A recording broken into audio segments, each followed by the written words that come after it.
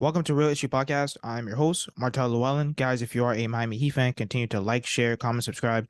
Thank you for all the support. If you're an NBA fan, subscribe to the channel. And thank you for all the support. So the Miami Heat win 109 to 101 to go up 3-1 on the New York Knicks. And Julius Randle said after the game, he said that maybe they want it more. I don't know. So he was talking about the Miami Heat out hustling the Knicks. And I will say, this really all just comes down to the better team, in my opinion. Obviously, we all know, besides ESPN, of course, Jimmy Butler is the best player in the series.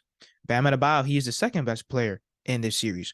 Obviously, we're going to win. So for Julius Randle now to come out here and say that maybe they want it more, this absolutely bashes every single comment from ESPN. You have Jalen Rose, you have Mike Greenberg sitting up here making excuses, talking about the AC and the weather and how the weather is just draining all the Knicks player. And Julius Randle is telling you that the Miami Heat want it more.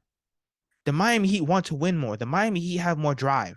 The Miami Heat have more hustle. And you have ESPN over here talking about nonsense, not even talking about the game of basketball, trying to come up and trying to fathom how are the Miami Heat beating the New York Knicks. I will say the New York Knicks, they had a really good season. They finally made the playoffs and finally had a playoff win after what, like almost a decade? So congrats to them. Congrats to Jalen Brunson. I think that he's having a great year. I think he definitely proved himself to say that, listen, he can definitely play in the NBA. I know that he was in Luka's shadow, but once again, we have the better players. Jimmy Butler is the best player in the series. And like I said from the beginning of the series, Bam Adebayo is going to have to prove that he is the best big man in this series. He's better than Julius Randle. He's better than Mitchell Robinson, and he's better than their backup five. I don't care what anybody says. Okay, and then also, too, we have the better coach. I think that Tom Thibodeau, he's too stuck in his ways, and that's one thing that I will always say about Tibbs. He's always stuck in his ways.